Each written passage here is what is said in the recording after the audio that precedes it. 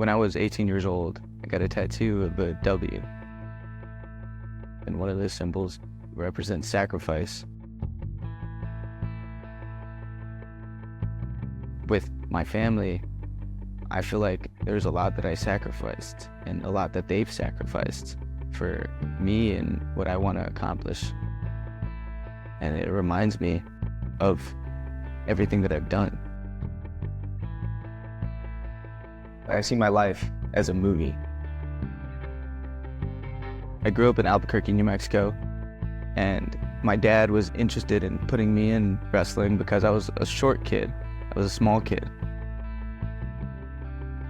One day, a coach from Chicago, Illinois came in and he had heard about me through junior wrestling tournaments.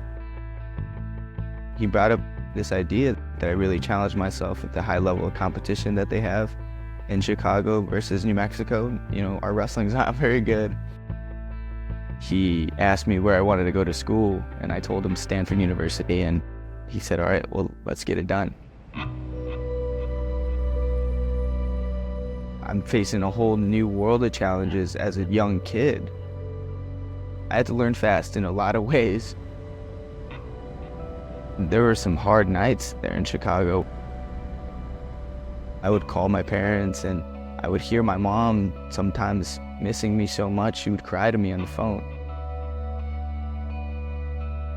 I felt like the wrestling was like out the window. I wanted to just throw it away. And it was the dream, and the dream that I talk about, that drove me. Around 7 years ago, I was training there, and Real was in the room. I was guilty of it, where I would wrestle, and I thought it was fun, and I was serious about it, but Real was on a different level to where he was determined to get stuff done. I was on campus at Stanford for 4 years. I got my degree in psychology, and I was an All-American. And then, you know, what's next? There's no better place like Iowa. I think he just wanted to go to a place where he felt wrestling was, like, important. Like, he was so intent on running into Carver. Iowa, like, fans, Carver, you know, boom! And listen to this crowd erupt. Welcome to Iowa City, Real. Coming here, I felt like now I have all the resources. There's no excuse for me not to be at the top. Dan Gable says it best, you never stop learning in the sport, and Real Woods is the epitome of that. He always narrows his eyes. He'll narrow his eyes when you're talking to him. And he's trying to get as much out of the conversation as possible.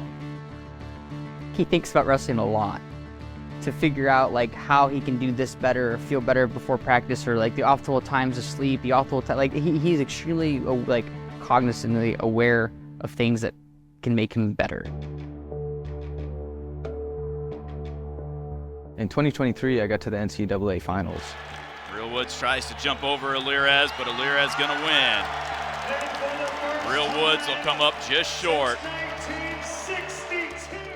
I put everything into this, made so many sacrifices in my life, and all of that building up to a second place finish was tough on me. He made a certain face that I haven't seen. And I think that, for me, is an image that stayed in my head because it shows like a face of pain. He was so, like, calm, and then he just, like, collapsed. He almost, like, was, like, in my arms, like, saying, I failed, I'm so sorry I didn't get it done for you, because it was like everything just overwhelmed him. Those are things that stick with you forever. Does he remember that pain?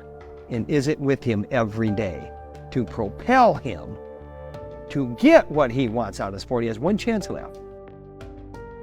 We're going to find out how much it meant to him boom, boom, boom, every day. I don't think that it's something that you consciously think about, but it's something that I feel. Every practice since I took second, I feel that fuel.